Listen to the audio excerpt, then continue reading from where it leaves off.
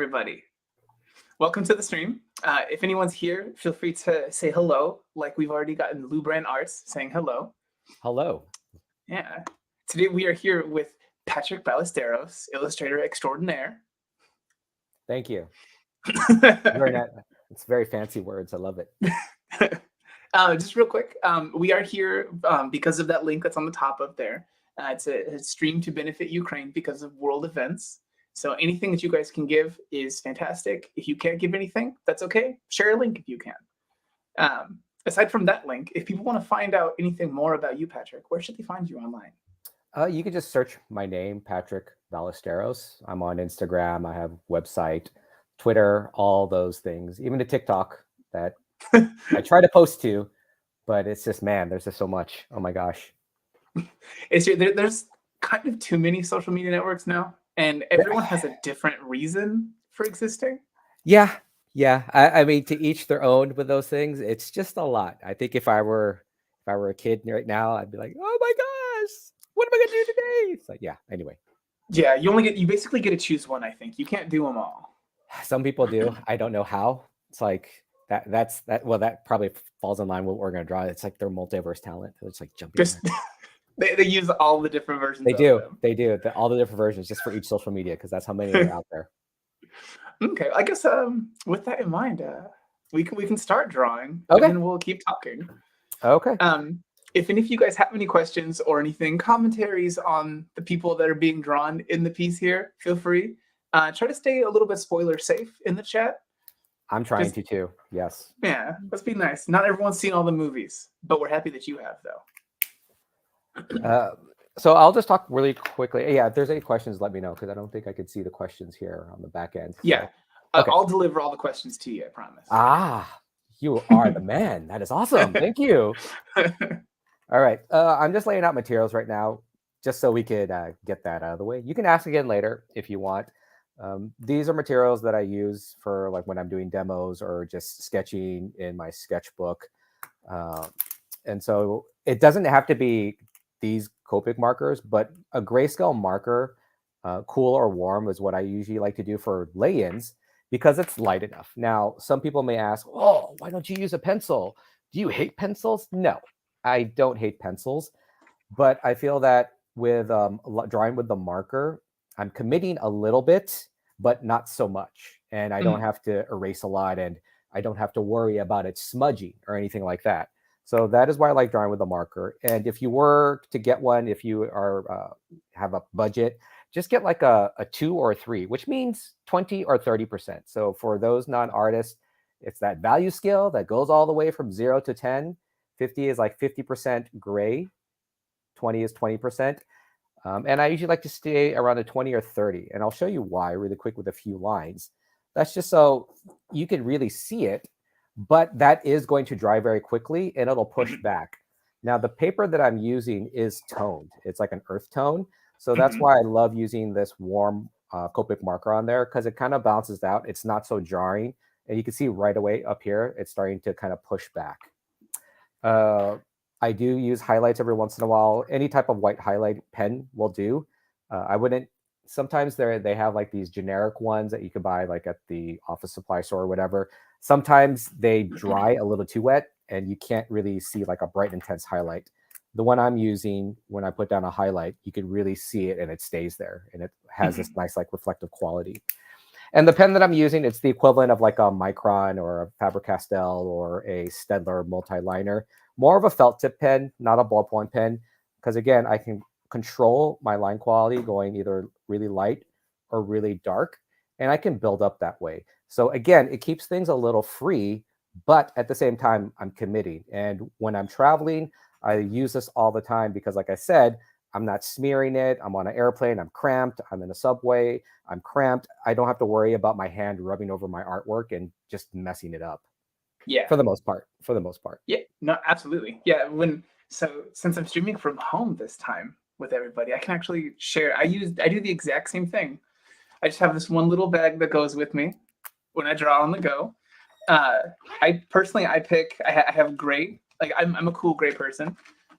So when I'm drawing on just pure white paper, I just have a set of cool gray markers, much like he has. And yeah, the exact same thing. I've got a jelly roll that I use for the white highlights. Exact same. It makes it easier. Everything is just like compact. You only need really 3 things, so you're not fumbling around for your tools. Because especially for those that do any type of travel sketching, let me focus this a little bit more.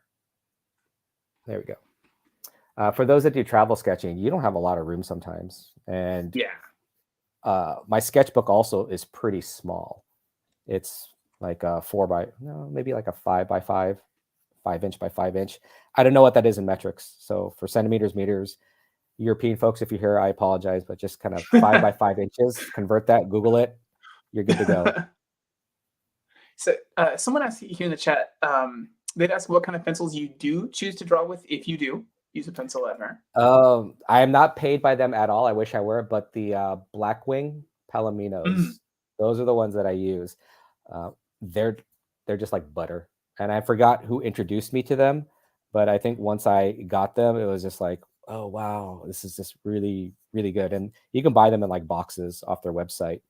But I do like it because you do get a wide variety of thicknesses with that lead pencil without having to change a lot. So it could be a hard if you want it to be like a hard lead, or it could be a soft lead if you want it to be a soft lead, just by the pressure and the angle that you mess around with.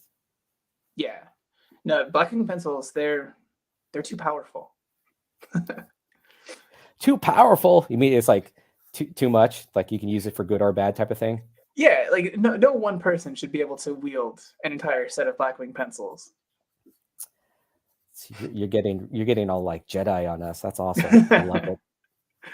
So yeah, for here from the chat, there are a couple people who are asking some questions. We've got, what's Patrick's favorite superhero? Growing up and still to this day, Colossus from the X-Men. Okay. Was there anything in particular?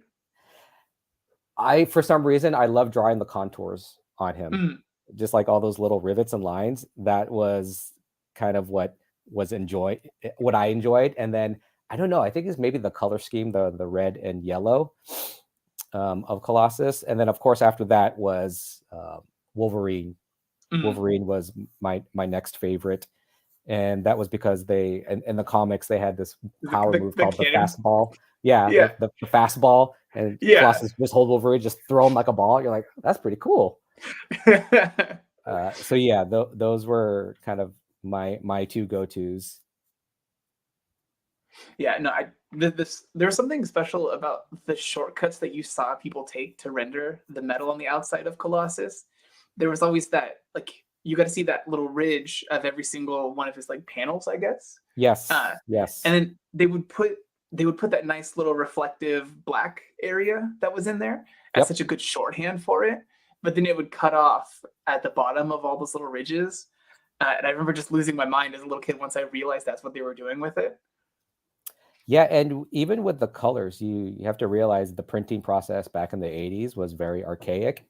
So they had to assign, and it was like basically a 3-color process: the red, the yellow, cyan, red, and then yellow to get all those ranges of colors.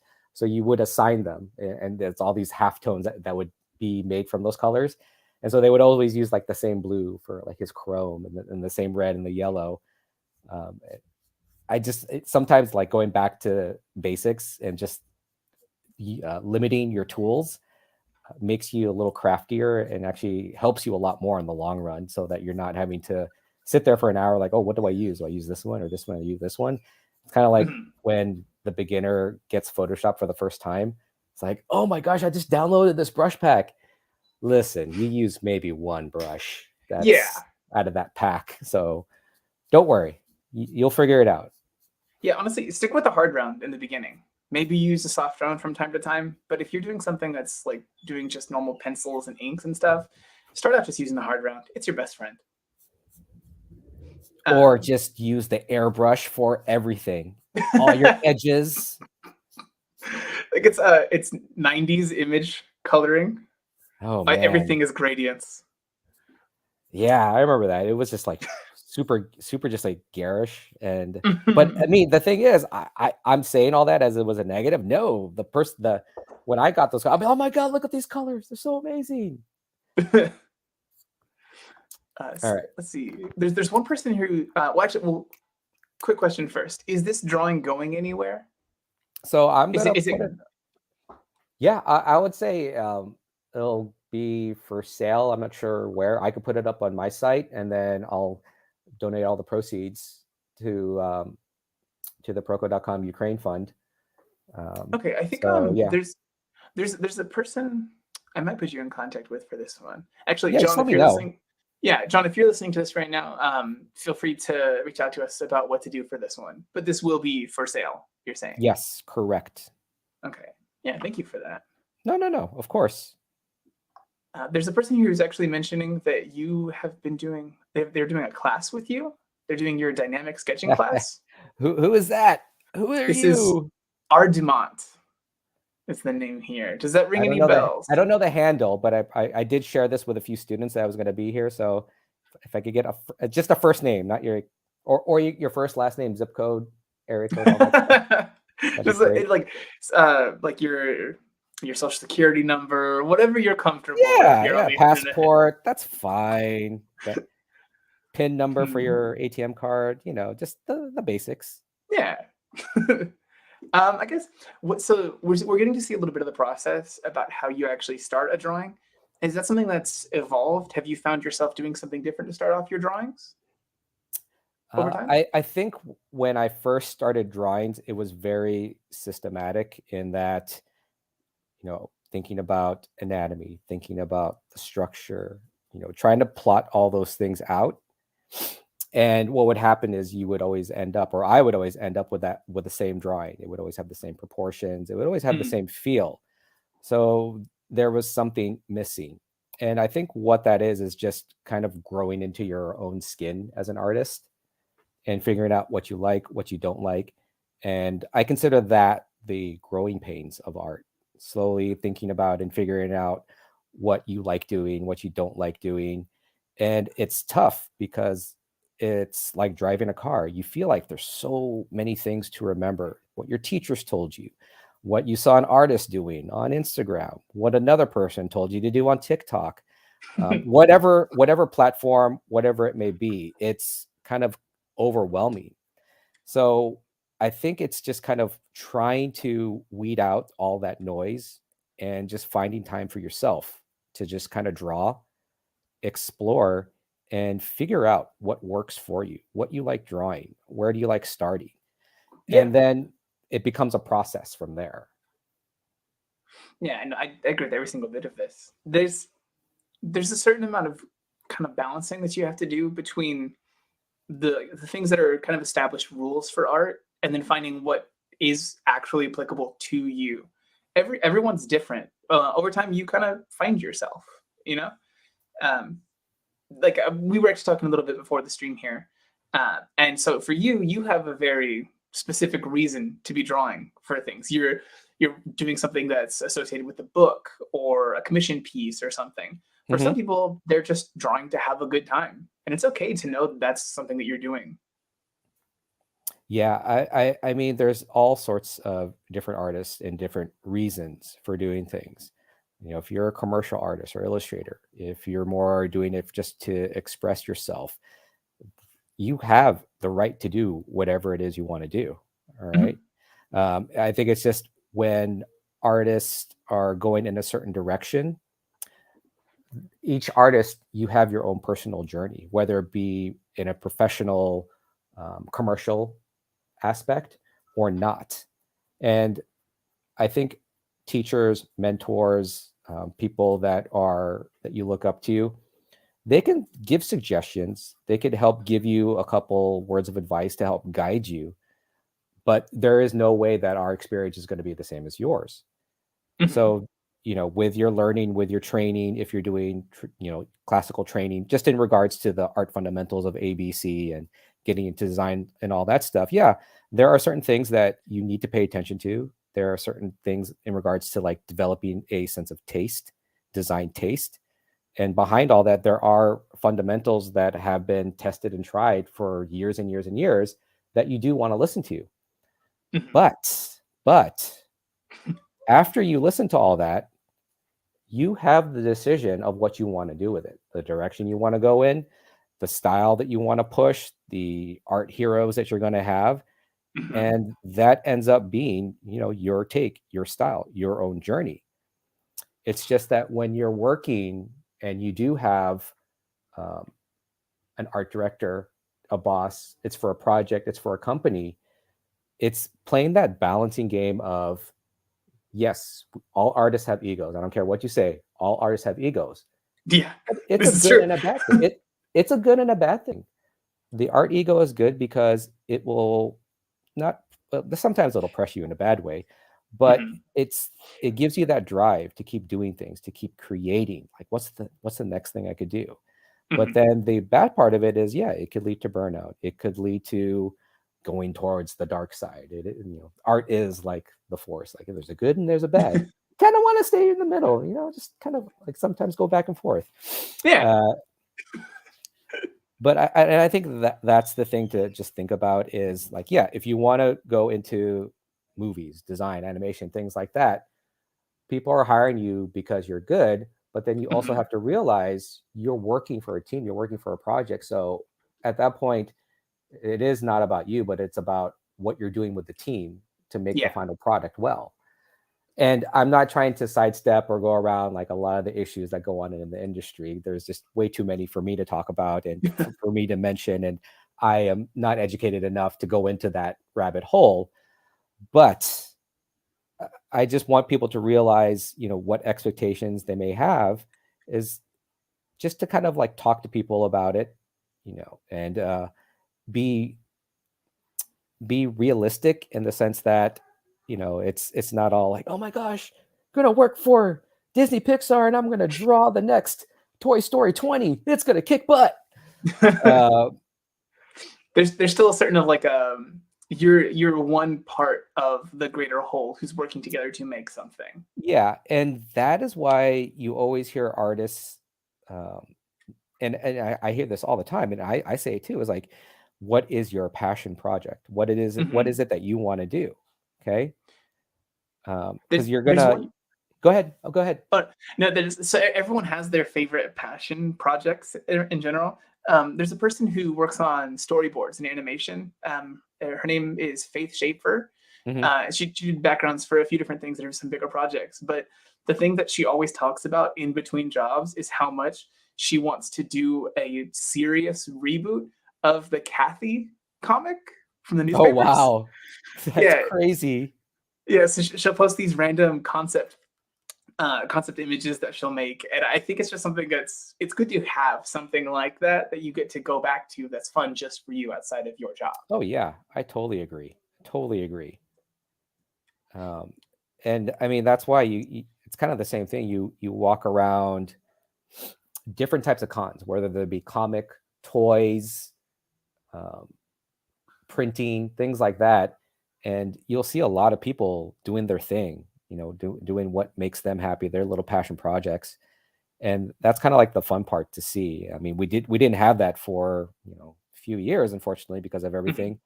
But now as things are slowly opening up again, you see that. And I know we have the internet. I'm not oblivious to it. I'm not like, oh, get off my lawn, you kids. I'm not that old. But what I'll say is when you see it in person, you see the artists, you get to talk to them, and it's like tangible. You can feel it and pick it up. Yeah. I think that's the experience that is why I love doing what I do, is actually getting to get out there a little bit more and not just engage with a comment or a like on Instagram or whatever, but more talk and chat and go like, hey, oh, cool, you saw it? That's awesome. And then I see how their face is. It's like when you get a text from a friend, it's like, I don't know if they're angry or if they got to take a crap. It sounds like, what's going on? But when you see people in person, it's like you don't have to read between the lines. You just see it like, oh, cool. They liked it. Like, ooh, maybe that didn't like it so much. Okay, that's cool. We'll have a quick chat and we'll keep going. See you later. Yeah. Yeah, there's a different kind of energy that's exchanged in that one. There is. And and when I teach, I think before, when I was teaching online, I taught over at, still teach there, but when teaching at CGMA, I think for the first few years, it was just, I just asked people, or putting on their camera was up to them. And usually no one did. It was just me. And then it was just a dark screen with the name. Yeah, man, that was like sad. It doesn't feel good. No. No. I'm like, hey, is everyone okay? Silence, black, dark screens. Yeah. You don't even see like a dot on a text. It's just nothing. Yeah. I guess in keeping with that one, let's talk to some people in chat. Let's see if they have any thoughts. Let's put the best spin on everything that you guys say here. So there's one person here, Lydia, who's asking, what do you do personally to prevent any sort of repetitive stress injuries, or to stay away from getting uncomfortable while drawing? I try to draw in different spots. Mainly, I've been taking, and it's going to sound like, what? But no, I've been taking Pilates for the past like 6 years. I've been fortunate enough to be able to, and that really helps to counteract the bad posture, the hunched over, because I'm moving my body and spine.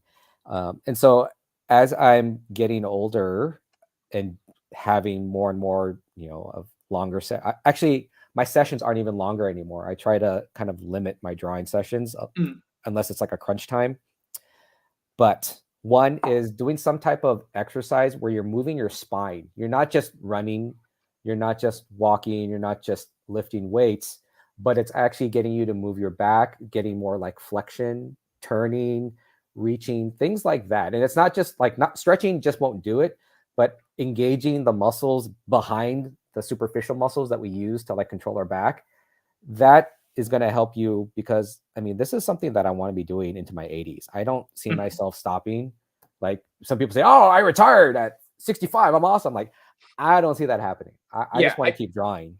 Yeah, same here. I don't want to stop doing the things that I'm doing at this point in my life just because I got older. Maybe pick up something new, but I still want to do the same things. Exactly. Yeah, and it's very much a matter of planning to make that possible now. So yeah, from oh, go ahead.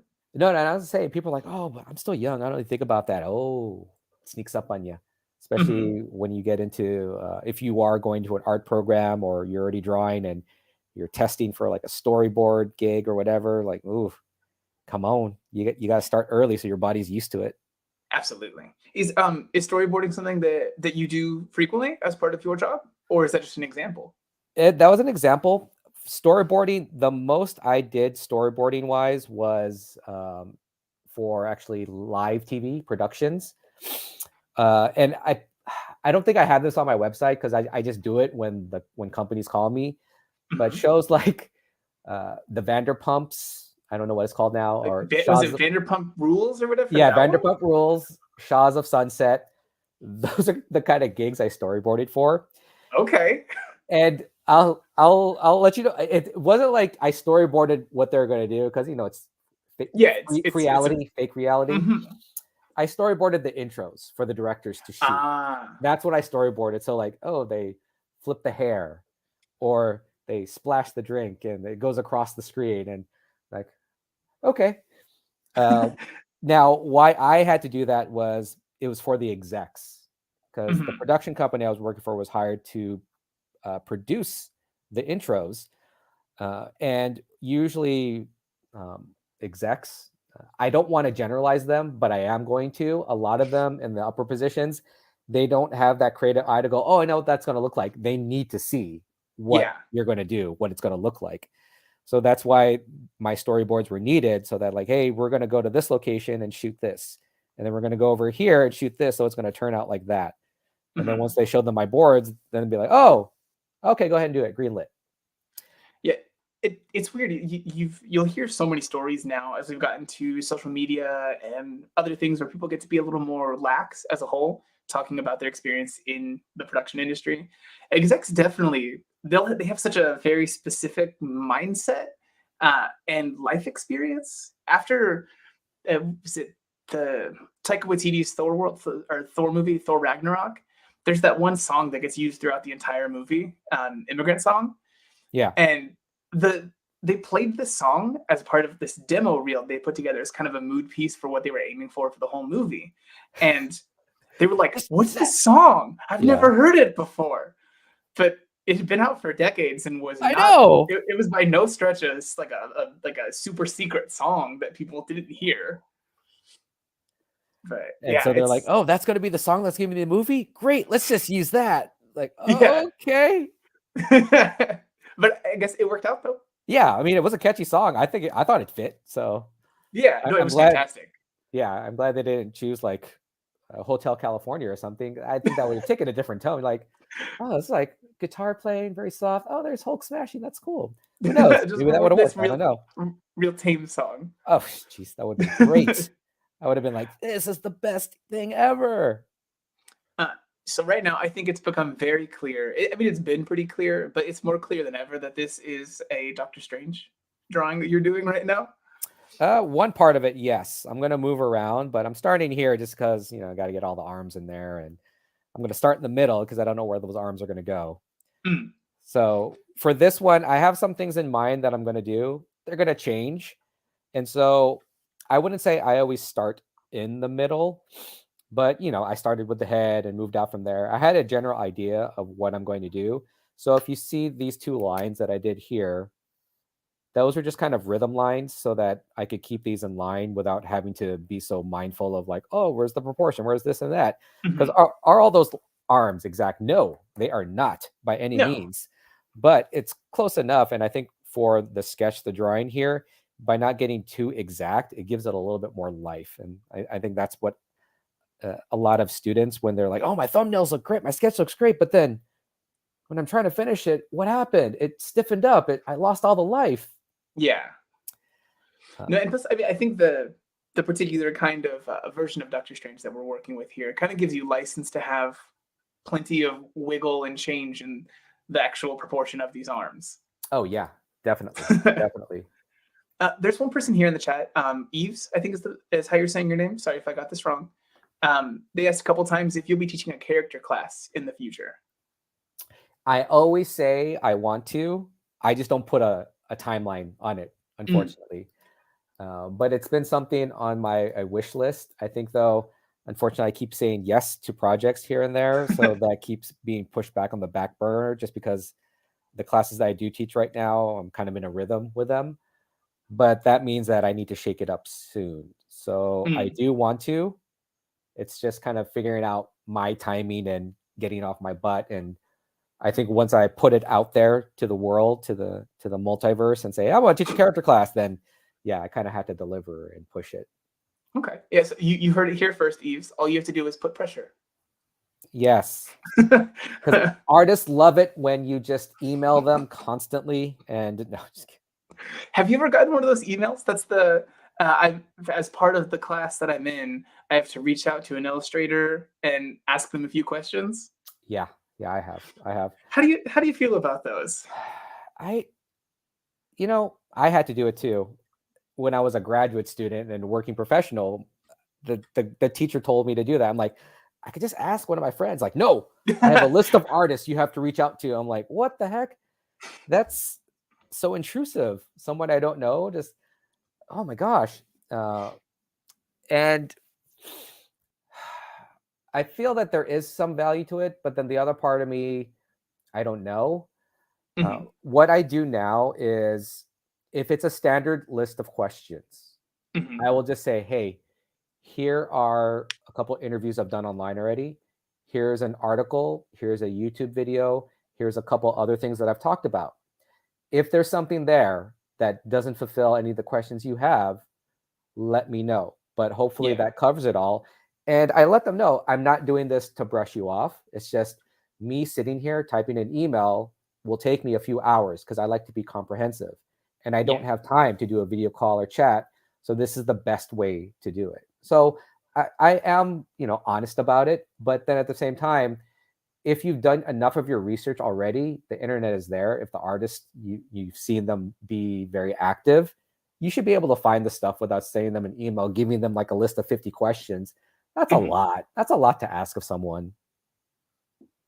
Yeah, it's hard. And I think I think people have made it pretty clear now. A lot of people have talked about just how big of a time commitment it is to answer those things.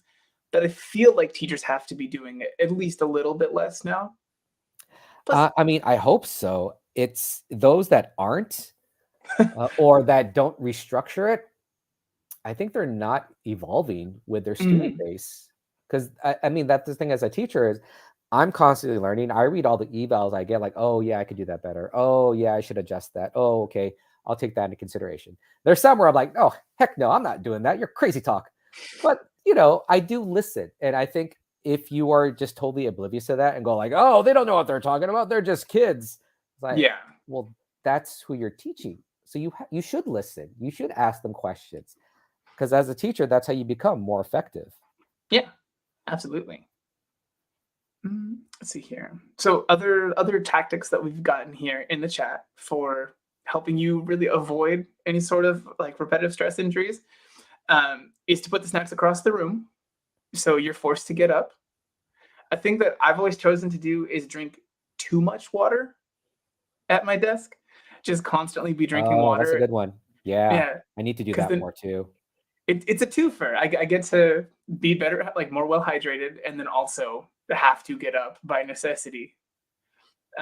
But I've not been so good about that recently. Oh, I've been horrible at it. My wife's better. I mean, there's an app for everything, but she downloaded an app for that. And I'm like, why did you download an app? Now I'm like, I don't drink enough water. I should get an app. I should use that app. I should use that app. Just measure it for me. Just watch me, and you'll be my app. You're my human app. There you go. There's another person here who's asking if there are any artists that you'd recommend, lesser known ones they should look up. I think feel free to stretch your wings, say the more well-known ones also. But is there anyone that you'd suggest work of others? Well, I mean, there's some well-known ones, but I have a feeling that a lot of, I don't want to say young artists, people early in their art career is what I'll say, that are kind of limited to the artists that they know. And I know I was. If you don't know some of these artists, look them up later. But some of the ones that I look up to, Arthur Rackham, illustrator. Also, Frank Frazetta, like the grandmaster of fantasy illustration. Another one, of course, Mary Blair, for just the use of color and things. But I think a lot of people are very familiar with Mary Blair. Hopefully they are. I think so. I think there's definitely a lot of different artists who get passed around and mentioned often. Yeah. Like everyone talks about Sargent, like there's just so many constants. Yeah. And then I'm trying to think of, actually, I didn't know they're Filipino because I'm Filipino, but I found out later they're Filipino. I thought they were just like, oh, that's probably like a Spanish, Mexican artist type of thing. But Alex Nino. Alex Nino was a big one, and another big one for me was another artist, Armando Gil. So Alex Nino, I don't know if I think he's retired. I don't want to say that like just out loud he's retired, but I know that he worked for Disney Visual Development for a long time back in the day. If you ever go to comic conventions, Comic Cons, you'll see him there. But I love his work because it's just so different. It's way different than anything you've seen. And his name is Alex, and then Nino, N-I-N, has like that little Enya on the top. O. But you see his work, it has like a lot of lights and darks. It has that old school comic quality, almost Alex Toth in a way, but has a very, still kind of a different vibe. And I liked it because it felt like when you look at his work, it feels like you're looking at a song being played in front of you on the page. So that's why I really love how use of color and line and all that stuff. I praise. Have you ever gotten any sort of very specific compliments on your work like that one? No. Okay. That would be cool if someone compared me to something like that. I would just say it's more like, oh, that's cool. That looks, that's awesome. That looks like this, or that looks like that. I have very specific influences. One of my biggest influences was Jeff Darrow. Okay, yeah. The comic book artist that his main one creator owned is Shaolin Cowboy. but he's done everything. He was one of the main concept artists on The Matrix, the first one, the good one. Sorry if anyone here worked on the last one. Sorry, that's just bias because I grew up with those, so my bad. But yeah, and I just love his. You'll see it in a lot of my work, just the intricate detail, line work, putting in, jam packing it full of a lot of things, and that's kind of been one of my staples. Is just like you can't just look at the image once; you have to go back and you'll find something new each time. And I feel like it's that engagement with the viewer that I love, that they go back and that they see something, and or even after a year, I point something out like, that was there. Oh my gosh, I didn't see that. So putting little Easter eggs left and right, details, stuff like that. That's kind of like what I love doing. It's fun for me to put those in there. Yeah. Is there anything in particular that was one of your favorite Easter eggs that you put? I'm trying to think right now. There are a lot.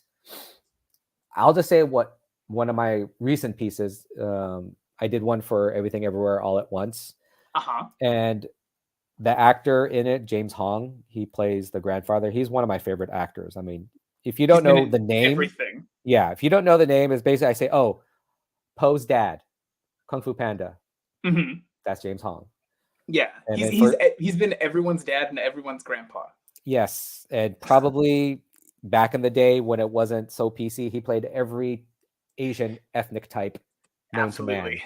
Yeah, I think he's got over 600 credits at this point. I think is what it actually. Yeah, the dude's like 92, but he's like moving around, dancing. I was like, man, I want to be like you when I get that old. That's awesome. Yeah, that's why we have to do all of our stretches and put the snacks across the room. See, Tai Chi and Pilates. That'll just be the next stream. That's all you should do. Right? The next one, like, are they going to draw? No, we are just doing Tai Chi and Pilates this whole time. Actually, so there's a normal stretch routine that I do for my wrists because I am just absolutely terrified of carpal tunnel. Oh, please share. That's awesome. Yeah, so every hour you do like the classic ones where you put your hand out in front of you and hold your fingers back. Follow along. And then this one down here, the reverse of it. I don't do this enough. I don't do this enough. It's so important. But then you take your hands, you make a little table with them, and then like tiger fist. Oh, we're getting into it. It's like old school Shaw Brothers type like table. Yeah. And then stretch your fingers out. Oh, because your deflection and extension, you're moving them. That's good. I'm going to incorporate that into my routine now. So there, see. Now, for those of you watching, like, what are these guys talking about? This is ridiculous. I have no issues. Well, you won't have any, especially if you do these. Yeah, there's actually a person here in the chat who said, "Hi, Patrick. This is Emmy. She Maelstrom online. I don't know if she knows you personally. Yeah. Hello. This is a person I also know. And she can vouch for how bad repetitive stress injuries are. I think I've seen multiple times where she's had to dual wield the carpal tunnel gauntlets. Yeah, I saw it too. So, and you are not like a 60-year-old, 80-year-old person. Yeah, by any stretch. So youthful by any stretch. So that's the thing. It's just kind of these are your livelihoods. I even asked about, can I insure these? They said no. Are you sure? JLo insured her butt. Can I insure my hands? Yeah, I feel like that should be a thing, right? No, I asked. I seriously asked. They said, no, you can't. I'm like, what? But I work with these. Come on. Yeah, no. I think you should be able to. If we can get car insurance, I only use that twice a day. I use my hands the whole day. See? This is fine. In the last 2 years, you hardly used your car. Probably. Yeah, this is true. See? And I still have to pay. I have to pay the insurance on that one. Give me hand insurance. See, this is just a total life stream right now, not just art. We're teaching you everything, folks. Yeah, no, this is a multiverse stream. In some other universe, we did none of these stretches, and it is. We're moving. And then we paid for it. We're moving like we're 60. Yes. There's one person here, Shelly, who's asking if it's the same for someone who's working digitally. Absolutely. Oh, even more so. Yeah. Yeah. Just because of because you have the screen to deal with. The screen is like, can really just kill your eyes. So you got to be careful with that too. Yeah. And actually right now, so the lenses that I'm wearing, these are not prescription. They're only here to be here to block blue light for any sort of like eye strain or anything. These are also very important, and I use them the whole day. I know people are like, I don't want to be an artist. It's so dangerous. It's not wrong. It's not wrong at all. I'm gonna be an ER tech. That's way safer. Come on. So let's see. Who all have you put in so far now in this piece? So this is Doctor Strange floating. This will be Captain Carter right here from What If. And then right now, this is the Valkyrie from Edge of Tomorrow in her mech suit. So if you haven't seen, some people say it's a time travel thing. Some people say it's a multiverse. I just wanted to draw it because she was a badass in that movie, Emily Blunt. So that's why I wanted to put her in there. Yeah, no. I would say this falls into multiversal categories, because I think that there's the kind of thing that people have talked about with Groundhog's Day. Yeah. If that's a multiversal kind of thing, the person experienced all of that time and all of those different little pocket dimensions that they experienced in that. Yeah. All of those things happened. So there you go. See? I think this falls into this one. Now, did you read All You Need Is Kill also, or were you more a fan of the movie? Yeah, I was a fan of the movie. I don't want to be a poser and say, "Oh yeah," like no, I did not. I did not read the book, and I know it was called something different. So, did you read the book? Yeah. So I had only read the first portion of it because I don't know if I think I was reading some kind of scanlation online. I wasn't even reading an official one. I was a thief.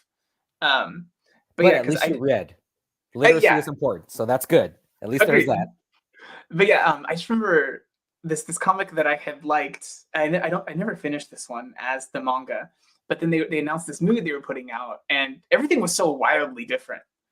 Like we had these weird like tentacle monsters in the movie, but in the comic they're like spike balls with teeth. It's very, very different. That's interesting. I mean, it's always interesting the choices that they make for those things. Now, from what you read and what you saw in the film, like, do you think that it was pretty good, like, or good enough adaptation for what they did with the liberties that they took? I think it's a lot like other adaptations. I've gotten to a spot now where I think that usually it's more like I can be happy that there's two versions of this thing. So I got to experience a whole new version the second time. That's cool. Yeah. Yeah, because I used to get so caught up in something like, they like misrepresented this character, this or that. But now I'm just kind of excited I got to see a new version. I didn't know all the different sides of it. So it's your multiverse movie personality. See, folks, how we link everything? You're getting quality streaming time here. Just saying. And keep with the multiverse thing. What are some of your favorite multiverses? We have so many now. Oh, there's a lot, but the one that just stood out and is like, dang, killed it and just felt fresh and new was Spider-Verse. I agree. Because that when I saw that in the theater, I'm like, what am I watching? And am I getting more of this? Please. Yeah. They just did an amazing job. The look, the feel, and then just incorporating all those characters. You're like, oh, that's so good. So good. Yeah. It was something when it came out, I was really excited because the trailers had such good animation in them. They were mixing beautiful. They were doing so many different things that were so good visually. And then actually having that movie not just be pretty, but also be really freaking good as a story. We don't get that lucky that often. No. And I think that's the thing that we get spoiled by that. We like, oh, when's the next one coming? But luckily, they are making 2 and 3 of that. So I'm excited to see that. Yeah, I think the last couple years, because I think everyone's been lazy for this one, but I've been real lazy for Halloween costumes these past couple years. I've just been Peter B. Parker. I'm out of shape. I'm at home. So I just found a bad Spider-Man costume and a trench coat. Those are what those costumes are made for. Come on, it's great. Yeah, It's yeah. great. I'm so happy that they gave like a schlubby dude this Spider-Man that we can be. Thank you, Marvel. Thank you, Yes. Sony. Yes. There's a person here who's asking, do you also use blue blocking glasses, Patrick? Me? No, I probably should. I mean, I think eventually I'll have to, but I did talk to like my physician and say, do I need to get those glasses? Right now, they said my eyes were okay, Mhm. but I think eventually it's something that I do want to and need to get, especially how much screen time I'm having with projects and things like that. The one thing that I need to do more of, and my wife calls me on it, thank goodness, is she'll say, hey, don't draw it in the dark, turn the light on. Because I will be like drawing, it's like 5 o'clock and then it's 7 o'clock. I'm just still drawing and then it's dark. And my wife's like, can you turn on a light? I'm like, oh, my bad. I'll turn on the light. So yeah, don't draw in pitch black. That's not good for you. Yeah, and you won't even have good values anyway. It'll be Yes. all off because of it. See, we have to bring it back to art. Your values. Who cares about your eyes? Your values. And we're not even talking about like your personality values. No. Black to white, gray. What's your value scale? Damn it, you have 10. Yeah, value your values. Value See? your eyes. This is your Bob Ross moment. That is a shirt that you will make. I'm letting you have that one. That was awesome. Value your values. I appreciate it. Yeah, copyright Stephen Clark, 2022. There you go. Thank you. So yeah, there was a person here in the chat asking what glasses we might use for eye strain and everything. I get a brand off of Amazon that's Opti-Ciali, and they're like $13 to $15 for them. I have one of theirs that I'm wearing right now. I have some other ones that are a different style that I use. It just depends on how I'm feeling that day. If I'm feeling sassy, I go for the clear frames. And then there's another person here who's asking, is traditional art valued just as valued as digital when it comes to illustration, concept art, and comic art? Like, do you see that there's a difference in perception in any way, shape, or form? Not anymore. No. Mm-hmm. I think there is a difference in perception if you're commercializing it, meaning if you're going to sell it, that's definitely, there is more value in an original over just a digital form. However, depending on how you feel about it now, there is, of course, NFTs as well. I'm not going down that hole either. I'm just saying it is there's all these avenues that people can go down. Yeah. So there's collectors for each one. For me, I always try, not always try, but I do, if I'm buying art myself, you know, I'll buy a print every once in a while, but if I can afford it, I'd love to get originals. Yeah, I think at this point I only have one piece of original art, and it's a pencil page for a comic that's inked digitally that came out. So it was a really interesting one for me because there's essentially no other physical version of the pages from that comic. So it was a really cool one to get. And then I was actually wondering, as part of the traditional versus digital, when you're working on one of your books, do you work on that as a traditional piece or a digital piece? And does that change what you deliver to your publisher? Most of the times I just do digital just because deadlines can be ridiculous. So if I need to make a change, like, oh, can you change the color of this? I don't want to repaint everything. I mean, I've known artists who have worked traditionally, and then if it's small edits, they will just take it to Photoshop, do a lasso grab and change things here and there. But most of my professional work, it will start as a rough sketch, pen, pencil, and then I'll just scan that in or take a shot of it with my iPhone, put it in Procreate. Most of the times now I just use Procreate, and then I'll finish up an illustration or my kids' book pages in Procreate, and then slap that into Photoshop for any type of editing, color syncing, text that I need to add to things. When you take the work that you do for, I guess when you start the pieces that you're doing to deliver to your publisher, do you start with any particular kind of like a canvas size or any other particular things that you think people might not know if they're not working in that field? I think you always just need to get the specs from the publisher of what is the page size, what is the page count, what are my margins. because different printers are going to have different asks and requirements. Some printers want you to lay it out as a spread, 2 pages side by side with the margins. Some printers will say, no, individual pages, I want to bleed around the whole page, but individualized. And so you can't assume. For both pages with the bleed, with the both the pages margins. with a full bleed all the way around. Huh. That was new to me. That was a recent one. I'm like, what? All the way around? What's that? Yeah. So you never know, and that's why it never hurts to ask questions. And I think that's the thing that artists need to realize is you're not being annoying. You're doing your due diligence and asking questions of, okay, when is this due? What are you looking for? What are the requirements? Because you don't want to waste time guessing, because you're wasting their money and you're wasting your time.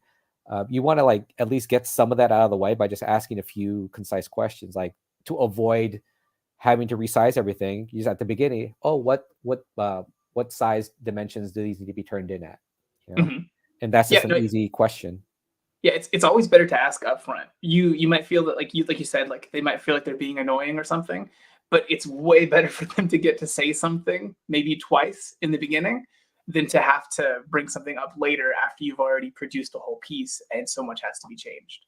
Yeah, and normally what I do after a conversation with an art director or whatnot, I always email them saying, hey, I just want to follow up. These are the things that are being asked. This is what's needed to be delivered, needed by this, this, and this. Did I miss anything? I just want to make sure I'm on the same page with your team. And they're not going to go, oh my gosh, why are you so thorough? Get the hell out of here. Like, no one says Go be less that. professional. They're like, can you be a jerk? Come on. No, they're going to be like, okay, cool. That's fine. And yeah, it's totally fine. It's a good thing. It's a good thing. Yeah. It's better to do that all up front than sending them like 10 emails throughout the week. Like, hey, should I do this? Or, hey, should I do that? It's like, oh my gosh, I told this person already. I guess as a question that I don't actually know the answer to, even though we did talk before this, how did you get started in actually getting to release books? What got you there in your career? It's pretty much meeting people, networking. Mm-hmm. That was a really big thing. And the first kids book I did, I met the person that wrote it at a gallery show that I happened to be at, and they saw my work and they were like, hey, I really like what you're doing. I'm working with these people here trying to put out a book. Would you be interested in something like this? And I was just brand new. I had no idea. So I'm like, okay, sure. That book took a while to make because I was green. They were a little green. But that was my first experience. And that one was more kind of us doing it ourselves, self-publishing that book. And then after that, I think I would just be doing more and more illustration work. And I don't know if social media was as hot back then or not, but somehow another art director just either found my work or as a recommendation and offered me another kids book to illustrate when Martin Luther King wore skates. That's the other one that I did. And I feel like I've seen this because that's too specific of a thing to use with something else. It is. Yeah. There's only one book of that out there ever. There's not going to be another one. So I got the opportunity to draw that, and the art director was cool. The turnaround time was crazy for that one. And in most cases, as a children's book illustrator, you don't have any contact with the writer, and I didn't. It was mainly all my notes and everything were through the art director, art editor. Just what to do.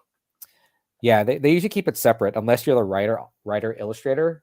Then of course you talk to yourself. But yeah, most of the times, if you are a writer illustrator combo, you kind of have to be established or like proven to deliver good work. Because I think a lot of it has to do with if they don't get along, then we're kind of screwed, and we don't know what to do. Those two don't get along if they talk to each other, type of thing. Yeah. So you mentioned talking to yourself. Do you think that's an important part of art in 2022?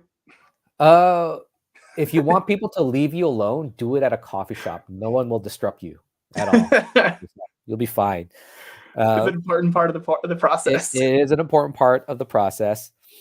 But what I'll say is making sound effects is important. It's like in my head right now, I'm like, I just got moving around with the mech. Yeah. Which section makes which sound that you've got here? Oh, right here. Because from the Edge of Tomorrow, there's the whirring of the mech suit, and then just all the clanging. And I don't know how, but for some reason they're able to slide around the dirt really quickly, like they're on ice. I don't know what that was. They showed Emily Blunt do that, I think, earlier in the thing. And you're like, how do you have rockets on your shoes? What is that?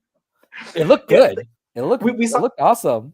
We saw her do it outside and inside of the suit kind of thing. And so I think we were supposed to be like, well, I mean, she does it when she's like in the gym. So I guess she can do it in the suit. Pretty much. Oh yeah, you can ask if you want to ask the crowd if anyone wants a particular multiverse character. I could probably fit a few more in here. I'm going to fit one from Everything Everywhere All at Once over here. Okay. Yeah. I don't know. Let's see. If there's anyone in particular that you guys do want, speak now. Type furiously, because someone else will get suggested before your suggestion, and then you'll miss your chance. Yes. Let's see. I still haven't gotten to see Everything Everywhere All at Once. It's something that I won't put any spoilers in here, but it's really good. I've furiously been awaiting its release, and now that it's here and is also in wider release, now I haven't seen it. And it's something that I limit probably once every week. Come on. Cave to peer pressure. Well, it's the thing for me for this one is I still want to get to watch movies at home. I got spoiled over the last couple of years with home VOD releases. Yes, of course. So, but what I will say is it definitely is worth the movie theater experience, going out, trekking out, sitting there, and just being totally engaged with it. Mm-hmm. It was one of those movies where I was like, yep, this was well worth it. This is awesome. Yeah.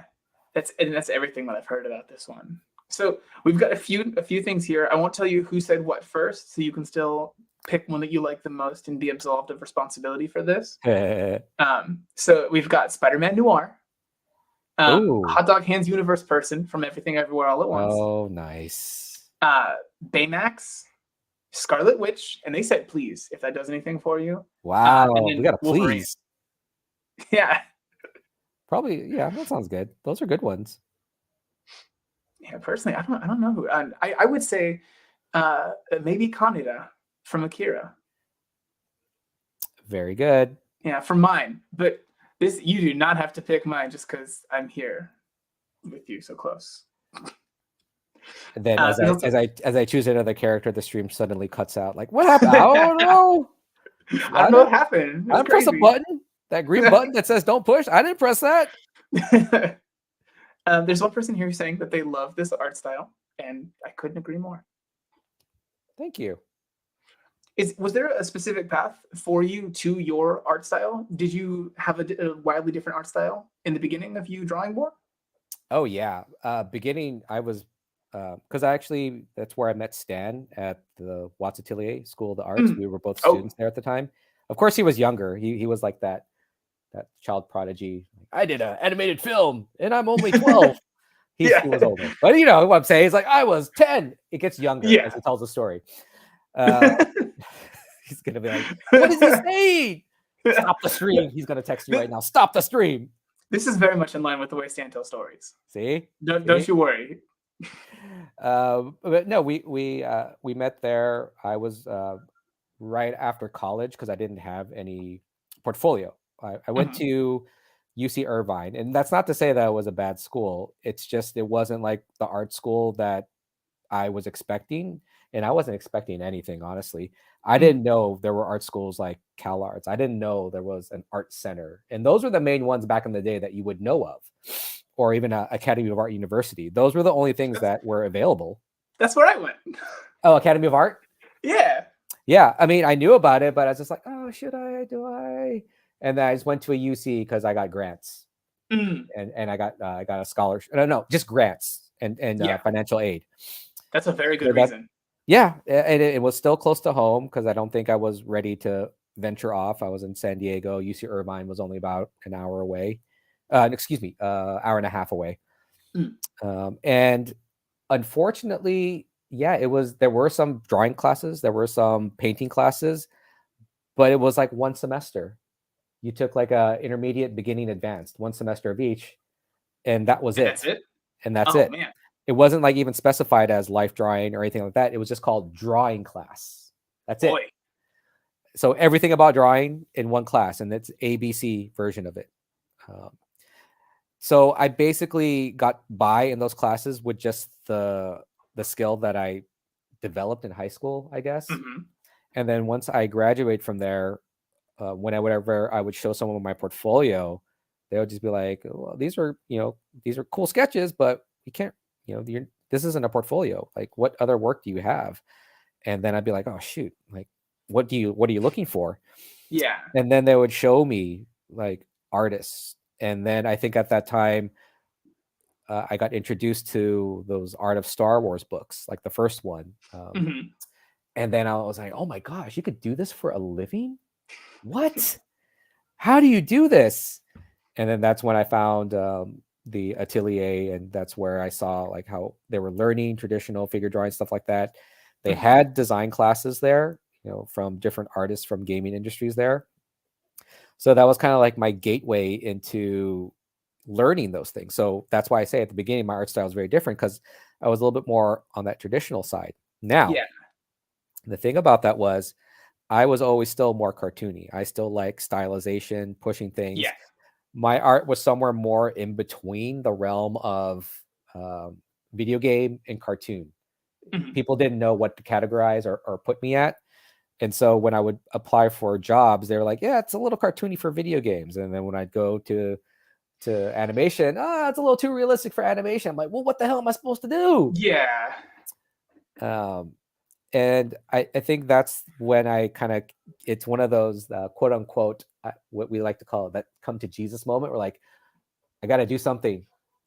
And that's when I decided I'll go to LA, because LA, there's more design actual schools in regards to, that's where the entertainment industry was.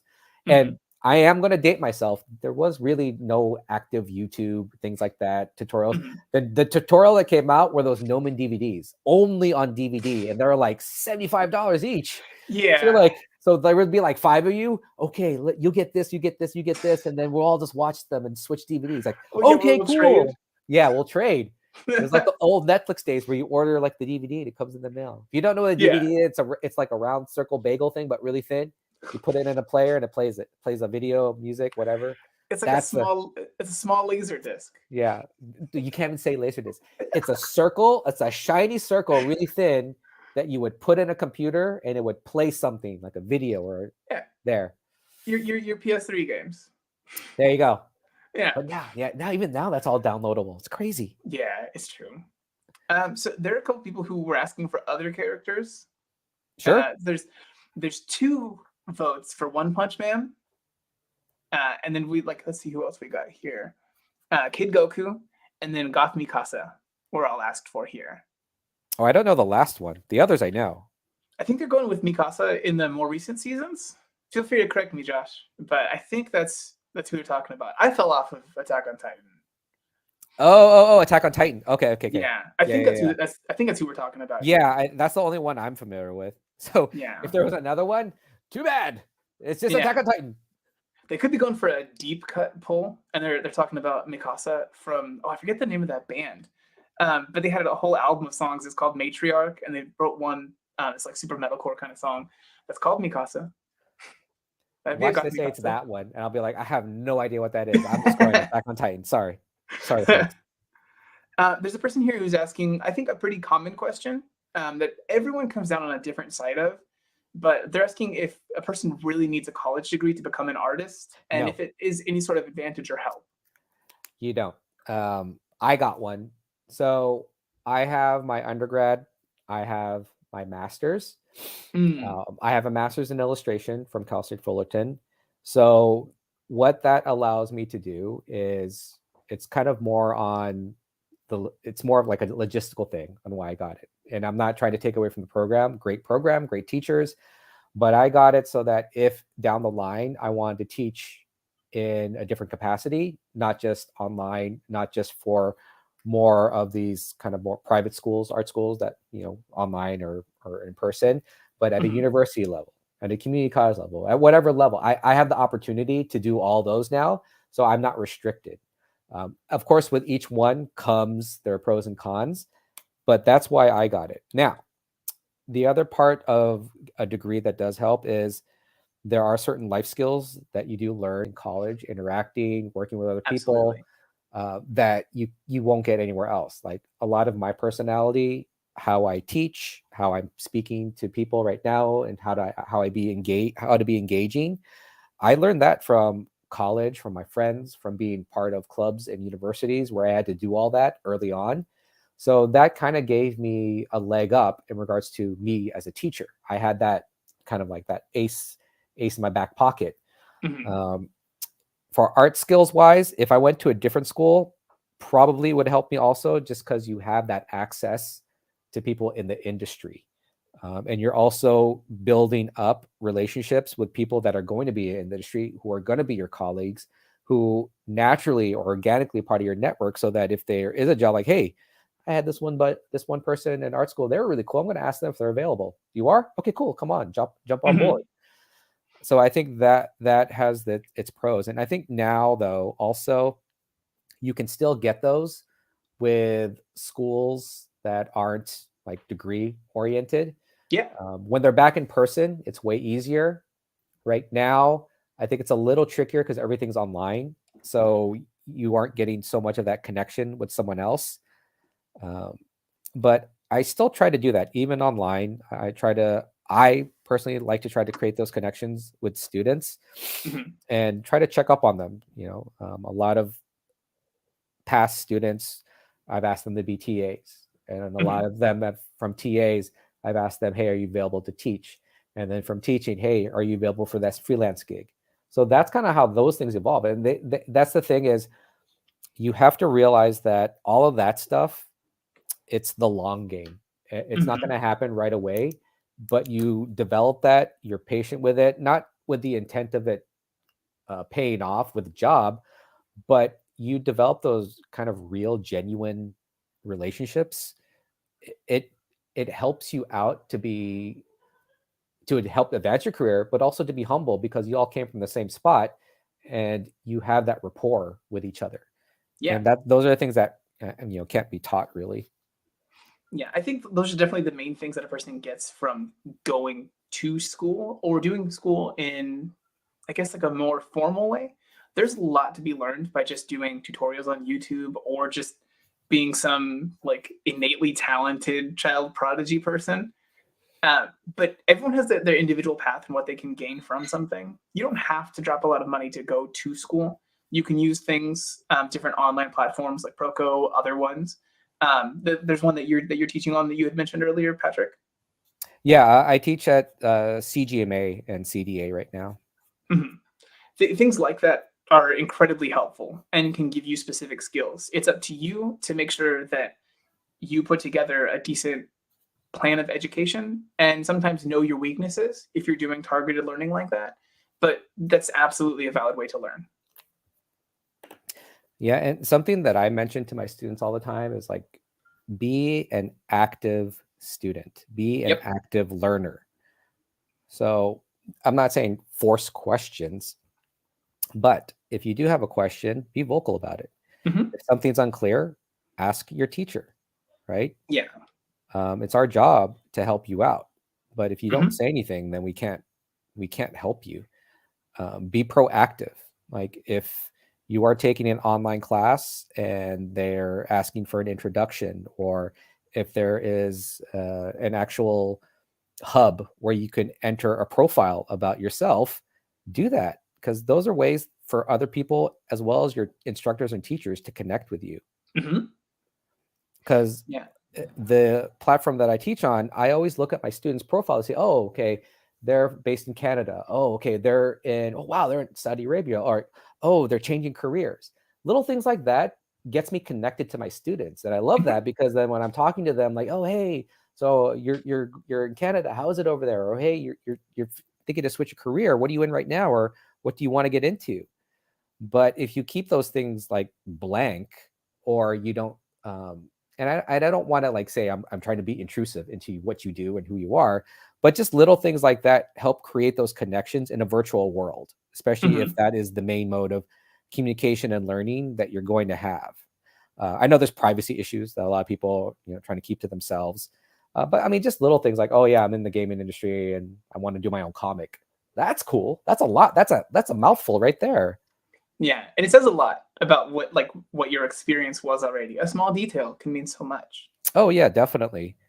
I mean, and that's the thing that even for teachers, if there are any teachers that are on here, I mean, asking those questions, it helps you as a teacher, because then you feel a little bit more connected. And I don't ever want to feel like, or ever want my students to feel like I'm talking down to them. Yeah. So, understanding where they're coming from, or like, okay, well, let me back up. If that wasn't clear, I assumed that it was, but let's talk about this, or let's talk about that. Yeah. So I think we have a pretty clear idea at this point who you chose to draw some of these suggestions. Yes. In that top left corner right now. So You it looks got like it. we've got a Maximoff up here. There you go. Scarlet Witch. Now, are we going with Scarlet Witch, who is featured at the end of some things and Yes. throughout a couple things? Yes, probably more towards that end, not the classical comic book one, and not the Infinity War one. More of like the Scarlet Witch. Yeah, we've got the tiara and everything going on. Yep. That was always one of my favorite things. Whenever they gave a character any of the face kind of framing elements in classic cartoon comic book character designs, I was always such a sucker for it. Oh no, I mean, it's so easy, but it works. So just I'll do it all day. That's cool. I love it. Yeah. Yeah, like I think that was half the reason that I like different characters like Gambit. I think it was Shatterstar, I think, had one of these as well. Yep. Yeah, like any of those elements, they're just so interesting, because there's no way that any of us goes around with this in real life. No. And you go old school. I like that. I like your 90s comics. That makes me happy. They're the best ones. See? Well, I shouldn't say that. For superhero comics, those are my favorites. For comics right now, I think they're doing a lot of great things with the Krakoa stuff in Marvel, but I'm a sucker for indie comics currently. Yeah, I mean, there's so much going on now that wasn't even available back in the day. But of course, being part of your childhood, part of what you growing up with, it's like, man, just the whole Jim Lee. Come on, that was like old Image. Were those things a big influence for you? Yeah, dude, come on. They're like comic book guys on Levi's commercials. What is this? That's awesome. All right. That would never happen today. It would be like, you have to be a TikTok star. That's about it. But that's all you get. You're not going to get like Levi's, or it's like, oh my God, I'm on a Blick Art commercial. Yeah. Like, I made it, Mom. I made it. Blick Art, that's me. For a long time it would have been like 2012 or something, when I was still in art school. I was, one of my main goals was to be the first energy drink sponsored artist. Wow. There were no others at the time that I saw that had this, and so I thought there was a space I could fill. I don't know if that happened, but I'm assuming someone out there has this now. You know what? Probably there has been, just because of all the artists and everyone out there. I'm sure someone, and even if they're not like a prominent artist, it's like they draw on the side, and then all of a sudden, like, oh, it's an artist doing an energy drink. Yeah, it's a real big gig. It's just like, oh, they just kind of draw, but they got an energy drink gig. Like, yeah, okay. Someone who's drawn on Twitch or whatever that has like a G Fuel like creator code, something like that. Yes, exactly. Here, since we're an hour 15 into this, I wanted to just remind people the reason that we are here is because of that link that's above us. We're doing all these different things and having these conversations, not just because they're really fun and informative conversations, but also for a good cause. If you go to proko.com/Ukraine, that website up there, you can see some different rewards and things that are available because of this stream. There's some physical rewards, some digital rewards. There's some brush packs for Procreate if you like those. Some different critiques that you can get with some people, I believe, are still there. If you can't donate or buy any of those particular things, that's okay. Feel free to just share the link, talk about these awesome streams that you saw. and do what you can to help out. We appreciate it. Yeah, and I'll put it out there too. You could, whoever you need to talk to, I could do like 1 45-minute Zoom call mentorship or something. I don't know what the pricing on that stuff is, but if you guys wanted to set that up or something, or whatever you need to do, talk to me afterwards. But I'll put it out there also, just for people listening, if anyone's interested in that. Okay, yeah. This will also be one for John. I'll take down some notes on this one and make sure we get. I just want John to have all this work and be like, what? It's Friday. I just wanted to go watch a movie and have a drink. What is this guy doing? He's like, I'm just trying to hang out with my kid, man. Like, come on. I got a kid too. You just gotta suck it up, John. Suck it up. That's what I gotta say. John's like, okay. No, go ahead. There's a person in the chat who's asking if anyone knows who the standing female character on the right is. That's Emily Blunt from Live, Die, Repeat or Edge of Tomorrow, whichever name that you think this one is. Yeah, I think it's streaming on either Amazon or Paramount Plus. One of those two. I know I saw it on Amazon, I think. So it should be on there if you wanted to watch it. It's an entertaining sci-fi movie. I know people might be like, Tom Cruise. Hey man, say what you want, but that guy does entertaining films. That's all I gotta say. That was a good year though. I think that was the same year that Oblivion came out also. Yeah, there's a lot of stuff. I mean, I think a lot of people just, if there isn't enough action, then they're like, oh, that wasn't a great action movie. And people forget, like, it's not action, it's sci-fi with some action in it. So I think those are the things you gotta take into consideration when you're watching like a sci-fi movie, like Dune. Oh my gosh, so good. Yeah, because if you went to Dune wanting just an action movie, you're super gonna be let down. Oh yeah. I loved it. Just hurry up and make 2. Jeez. Yeah, I think that's the biggest disappointment for that one, is how long it'll take for them to turn around that second one. But I think it'll be worth the wait. I think Denis Villeneuve has been trying to do something interesting with the films that he's been doing, where they don't have to be something super engaging throughout. There's something that's methodical and intentional about it, and I appreciate that. It's hard. I mean, it's hard to please people now, especially with attention spans. It's like if you've been here since the beginning, you're awesome. Because my attention span would be like, oh, what's he trying? Oh, okay, that's cool. I'll be back in an hour. Yeah, seriously. Well, I mean, that's part of the thing why sometimes I don't like doing things on Instagram Live, because you have to be in that chat. And then you just like, oh, I'm on my phone. Let me see. Oh, let me swipe. Let me see what else someone else is doing. Yeah. So it is one of those things where you're taken out of it very quickly. And I do like drawing on Zoom or YouTube or Discord or whatever, where people are like, okay, let's watch, let's chill. Like, you can have other windows open, that's cool, but at least this is still open. You can't just swipe away from it. Yeah, I like being on a computer for that one. Being able to cruise through different tabs is very handy. Exactly. There was a question from earlier that I think there was a good time for it earlier, but I'm going to bring it back around. There's a person who's saying they're taking classes at CGMA right now, and they're having a hard time connecting with their classmates because it is that online thing. Is there anything that you'd kind of recommend? It's a personal journey, so it's hard to really determine that with the people that would be your classmates. It is. But is there any sort of like broad strokes thing you'd recommend? It's hard with some of these classes because, one, there's different time zones, and two, why a lot of people take these classes is because it's on their own terms, on their own time. They don't really have to interact with people. They're in and they're out. And that's kind of just the nature of things. So to create that type of engagement, it is like putting in the legwork and going around asking students, hey, are you interested? Anyone interested? Or just putting it out there, using the Discords that are available, or even starting your own Discords for things. And you just got to realize it just takes like one person to join you, one person to draw along with you.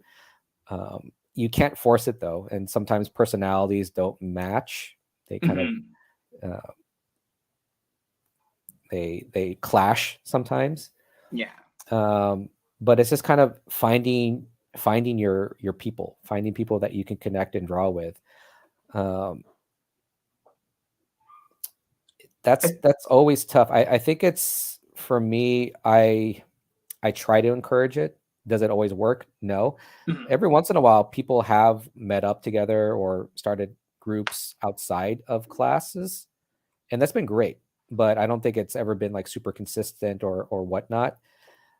If you want those things to work, it is one of those things where, you know, you got to put in the work for that, unfortunately. Unless it's like a class that is in person, it is going to be quite difficult to create that type of natural engagement through a screen, unfortunately. Yeah, it's really hard. I think the thing that I've found to be the most helpful in any online thing, whether that's remote work or anything that's just having you communicate with people that you're just in a digital room with, like unintentionally, like you guys didn't come together to see each other, is to every once in a while make sure you talk about the things that you like, where those things can pop up. Because if you like some super weird, super niche webcomic from like 1997 and you bring this up, someone else is going to lose their mind if they hear you talk about this thing that they forgot existed. You know, talk about the stuff that you like, and maybe you make a friend organically that way.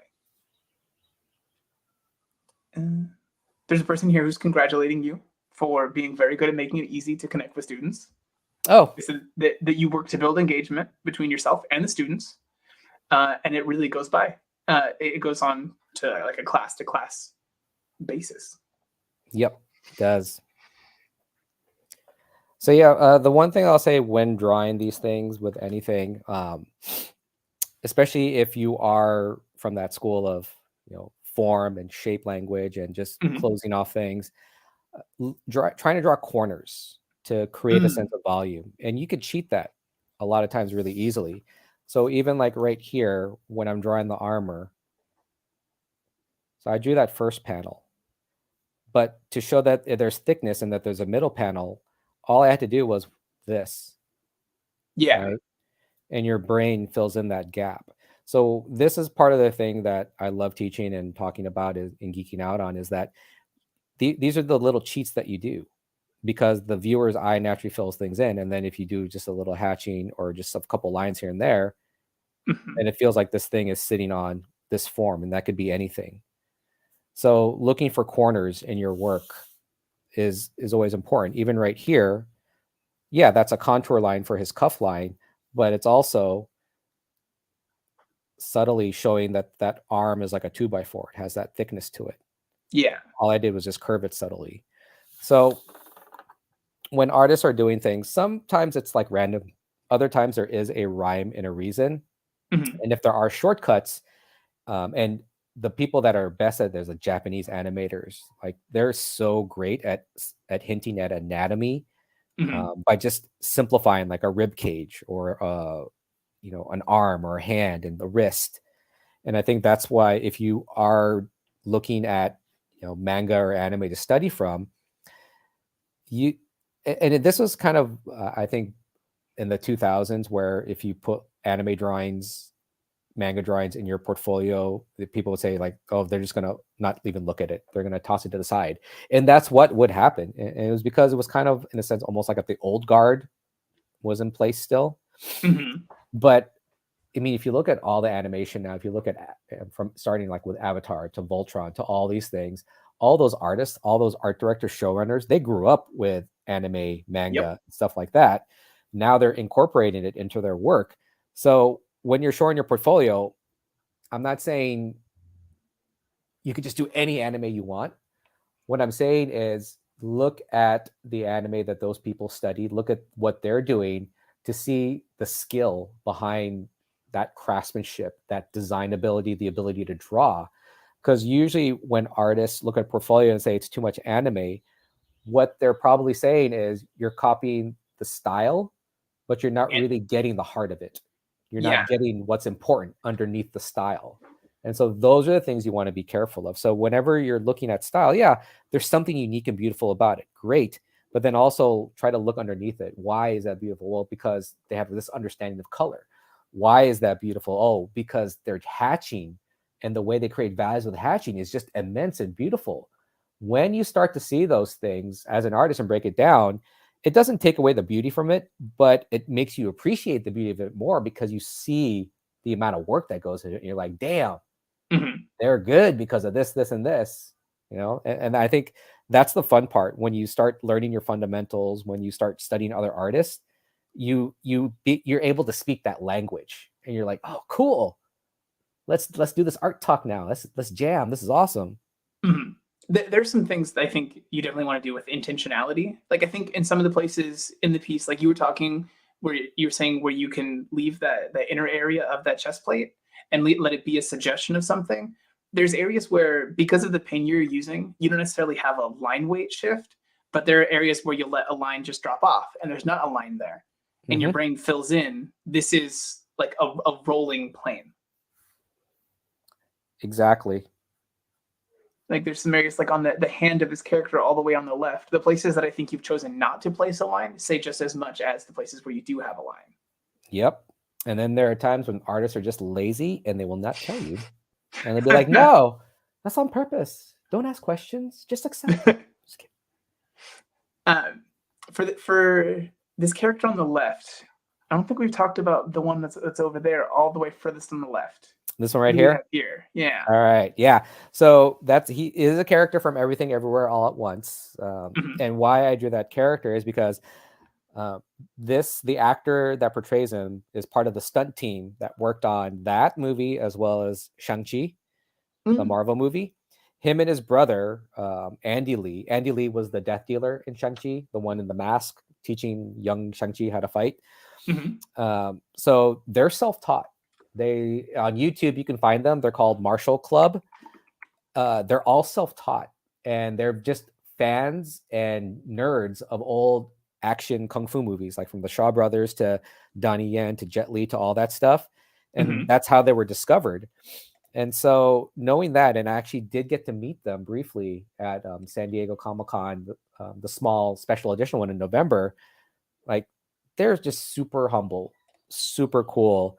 And it's great to see them getting these roles and doing their thing. And it is an example of like, they just kept practicing, kept working at it. And they're damn good at what they do. They're at their top of their game right now, which is awesome. Yeah, I think recently it was Young Lee, I think, who was on Stuntman React, the Corridor series. And they were talking about the stunts that they did for Shang-Chi. That's awesome. Yeah, it was really good. It's a really informative one too. They go into a little bit about their past and how they did just come from this YouTube kind of world. You know? I think it's great to hear those things. But I'm hoping people realize how much work all of these people put into their craft, especially for making YouTube videos, things like that. Even all of the Proko videos. I mean, I know it's like that's just a ton of work. That's why there's so many people on the team putting it together. It's not just like, true. Oh, here's a video that we just did, and I just shot it on my phone the other day. It's like, no, these things take a long time. It's like it's not just Stan holding the camera and then just audio recording. Like, there's 10 guys behind them that you never see. Yeah, it's true. There's a lot. Just like the intentionality that you need when drawing, you need to make a video with intentionality. You do. I mean, it just depends on the type of video, because there's those videos where you're like, wow, how did this go viral? And it's just like, you know what? It's the internet. There's just some things that go viral. You don't question it. There's a person here who's asking about the paper that you use. They said they use Canson paper, and the pencil is loose, using an H lead. Personally, I use Bristol most often. What do you find yourself using? I usually go to Daiso and get these scrapbook sketchbooks that are $1.50 each. Hold on. Daiso is a wonder. It's going to be like a mad dash to Daiso after this. Like, hey, do you have these sketchbooks? Give it to me now. Are we talking about the one that has the ink? Yeah, or this? Okay, yeah. I mean, these are perfect because it's $1.50 and the paper's great. It could take marker, it could take pen. And this is my travel sketchbook. This is what I take with me everywhere I go, because I don't need a big bag. I can fill up a few pages, and it usually gets me through like a couple weeks or so, depending on how much I'm drawing, how long I'm drawing. And yeah, I grabbed like 12 of these. I think when the pandemic hit, I went there and I grabbed all of them because I was like, I don't know what's gonna happen. I need to sketch. I'm just getting them all. I'm gonna lose Daiso. I know. It's like, Daiso is a national treasure. Please stay open. So yeah. Anyway, honestly, it was kind of thin at Daiso for a little bit. Like they didn't have as many of the pens and markers and things that I was so used to being able to get. They shortages. They got hit. Everything stuck in a container somewhere. Mm-hmm. You also put Kaneda's motorcycle in there, which I appreciate so very much. See, that's just for you. I aim to appreciate please. it. I can't please So everyone. Only people that are here right now. Yeah, and in the chat, everyone who's here right now, everyone's got it. There's a person. So Curly Shinobi is the name. They said they just finished reading Akira as the manga. Have you read the manga for this? You know, I only got a few books, and I only got through like one of them because I got like the big graphic, not the compilation volume. Yeah, I only got one of them. There's a lot of them, and just going through it, I mean, I just get amazed at all those pages and how much work goes into just one page. Because you know that's just all hand drawn. You're like, damn. And then they had to zipatone all of it. And you're like, what? They gotta cut it all out? Oh, dang. And you've seen a resurgence of screen tones coming back right now. You've got artists like James Herron, Daniel Warren Johnson, and all these people who are using screen tones again. Well, that's why I'm happy I'm going on right now, because I know that guy's going to stream, and I'm hoping he does some crazy stuff like that. That guy's killing it. I love his stuff. Yeah, it's true. There's a new book that he's doing that's called Do a Power Bomb. And yeah, it's the wrestling one, right? Yeah, I'm incredibly excited about that. But that's so far in the future. I think that there's a book that you might have a closer connection to that comes out a little bit sooner than that, maybe. Like this children's book that you're working on right now. Oh, I thought you were going that way. I was like, yeah, that's my cue. Yes. What's the name of this book? I happen just someone dropped it in here. No, this is a shameless plug, but no. It's a kid's book. We're having our book launch if you're in LA next Sunday. A place called Boomo Care. I'll put it on my Instagram social. But I'm happy. It's called Running of the Noses right here. And this book is really cool and fun because I'm working with a company that's really about health and happiness for families and especially kids. So there are no like big messages in regards to like, you have to do this, you have to do that, you have to go get this. But it's more just a fun storytelling tool for parents to help talk about kids about getting the symptom. What is a cold? What is a symptom? That's all it is. And one of my favorite pages here is the actually running of the noses, where the kids are being chased by all the runny noses of the kids. Can you hold that on your iPad camera? Oh, yeah. Why am I doing that? There we go. Yeah. Yeah, I don't know why I was doing that. That was ridiculous. But yeah. No, you're okay. So that is one of the spreads. So you see a bunch of the kids, some of our core characters in there, and then just everyone running through after them. And I'm happy to say I designed Nico selfishly after my son. So it's a Filipino-American kid at one of the heads of the stories. So you see him right there. There you go. Representation matters. Yeah. API Heritage Month. But no, I was just like, no, I'm putting my kid in there no matter what. Got to go in there. So it's fun to be able to draw a Filipino kid, and it's not about being Filipino, but I just wanted to put that in there. Like, no, that's a Filipino. Yeah, this is about being a human, and like that happens to be a pretty sizable portion of humanity. It's messed up if they're not in there. Yeah, you get it. You got it. Yeah. You know what's up, like that. But yeah, I don't know. Is here in this last that like 10 minutes or so of the stream, is there anything else about the art or like anything really art centric that you want to make sure and communicate to anyone who's here? In regards to just like art, maybe something you've done in this piece in particular. So that this was one that you sat down and worked on for just a couple hours, you know. And for some people, they can get discouraged when they see someone online say a quick sketch that I did, and it's this fully rendered masterpiece. Yeah. No, by no means is this a quick sketch. This is a 2-hour sketch. That's not quick. And even when I'm showing you these sketches here, this is me sitting in a meeting for about an hour about my son's dual immersion class. So that's how I pay attention. I take notes that way. So these are all just kind of just sitting around, 45 minutes here or there, waiting in line somewhere, hanging out, waiting for food to come. So that's what kind of all these sketches are. So for me to say that, this is still a sketchbook for me, but there are different levels of sketchbooks. I have another sketchbook where it's just scribbles of just ideas. I have another sketchbook that's just full of demos. So when you're first starting out, I think you want to realize that definition changes a lot of the times.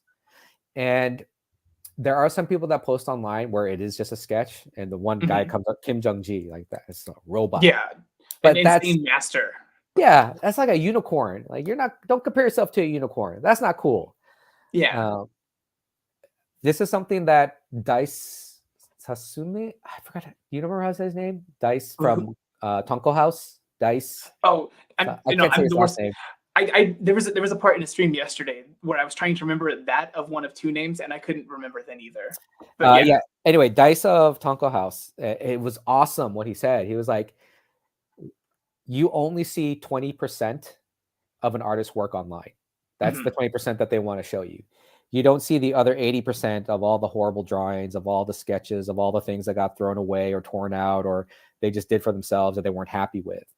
And I think that's the thing you want to realize with any type of social media or whatnot that you see up there. That's probably the best work for a lot of artists that are just trying to like get a following, because that's what most people are trying to do. They put up the stuff that they feel is going to trend or get noticed or liked.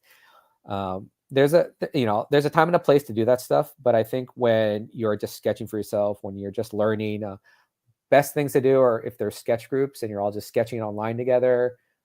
Some people are sharing their screen, or if you're at a coffee shop, there's a sketch theme, that's great too. But I feel like don't feel pressured to post anything. Even get one of these small sketchbooks and say, that's just for me. I'm not posting anything in here. What you're trying to do is build healthy habits so that you want to draw, not so that you hate drawing or that you feel shitty because you're drawing and it didn't turn out the way you wanted to. It's not post worthy, or you're not going to get all the likes and things. I think people are becoming more conscious about that, but still in the end, I think a lot of artists, even myself at times, it comes back like, oh, it didn't do well on social media. But then when I'm out and about, like, oh, wow, people actually liked it and they're buying it. Okay, that's cool. That's different. It's perception. So that's the one thing that I will say is, and I've been saying that, the one thing I will say is, in regards to your improvement, you'll hear this a lot from all the artists because it's true. You do look at other artists to gauge where you're at, use that as motivation. But to actually see how you've evolved, look at your artwork from 2 days ago, 2 months ago, 2 years ago. And then you'll see that evolution. And then you can go, oh, I've actually been putting the work. I actually have been getting better. Okay, great. It's getting there. It's getting there. And that's the thing, is give yourself time. This is there is no such thing as Amazon Prime for drawing. You have to put it, there is no next day service. It takes a lot of time. And those that stick with it, those are the ones that, you feel like, oh my God, they're killing it. They're not just out of the blue. They've been doing it for a while. And hopefully you realize that. Well, and even so, we were talking earlier about Daniel Warren Johnson. He does a stream every Friday on YouTube where he'll do some commission piece or something like that, and you'll see him erase 1,000,000 times a person who, from his work, I assumed was just like puts pen to paper and amazing things spill out of the tip of his pen. That's awesome. But yeah, he shows it warts and all. I didn't know he did it every Friday. That's cool. I'm gonna check that out. Now, as far as social media stuff goes, is there anywhere that people can see your work in progress kind of things that you post? Yeah, I post a lot on Instagram, stories and stuff like that. So it's just my first and last name, Patrick Ballesteros. And then a lot of the stuff is sometimes regurgitated, or sometimes I'll put new things on Twitter, Patrick Ballast. Facebook, if anyone ever goes on there anymore, I don't know. And then TikTok, most of the times on TikTok, I'll post like student critiques or little art tips here and there. To kind of shake it up a little bit. But I think right now, primarily Instagram is where I put up most stuff. And I think eventually I do need to branch out a little bit more, or not. We'll see. To like just keep making good art. Yeah. You're doing great as is, I think. Oh, thank you. Appreciate that. I want to ask one little art related question before we just remind people about the cause of things that we're here for. But you're working both for this piece and for your sketchbooks. You're working on toned paper. Is that because you want to have that middle value? Yeah, and so that also when I put the highlights, it gives it that pop. I mean, that's the thing of life. So even for like Scarlet Witch right here, I could just start doing this, like, oh my gosh, magic, like literal magic, sorcery on the page. And you can just pop that in there, and it just totally stands out now. So I like it because you get that wide range from highlight to midtone to dark shadows and stuff. Yeah, And it just looks fun. Yeah, absolutely. It's a really good shortcut as opposed to having to use all of those markers that you pulled out earlier. You get one middle value that gives you a higher top end with the white and then the black of your pen, and then you get to cheat and pull it out in the middle. It's really good way to do this. Because yo, I'll be honest, Copic markers are expensive, and I'm Filipino. Yeah. They're pretty cheap, so I'm like, come on, I'll get the refill, but bro, it's gonna get the paper. It's easier. Do you stick with Copics because you can refill them versus the Prismacolor ones where the nib has the pigment? Exactly. I found it easier to get the Copic refills, so that's why I stick to those. And the nibs, as long as you keep it capped pretty well, they last a pretty good while. Yeah, I think I was really surprised back when I was using Prismacolor markers because that was just the only game in town for my small town for markers.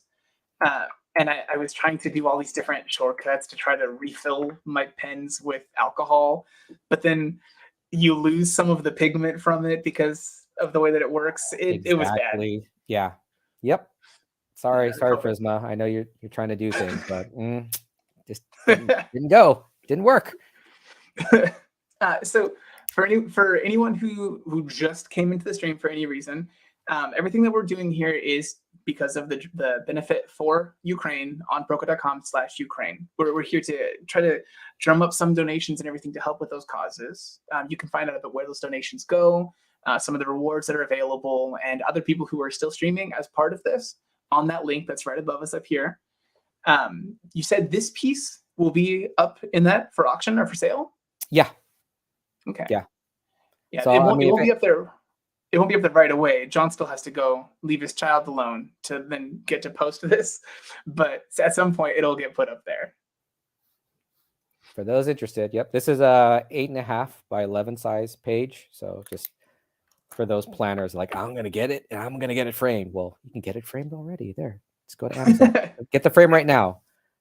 Good intentions. But yeah, I guess with that, I think we'll wrap some stuff up. I just want to make sure that people do remember where to find you online, even though you said this just a minute ago. You said that your online handles are all your name minus one. That's a little bit shorter. Which one was that? That's shorter?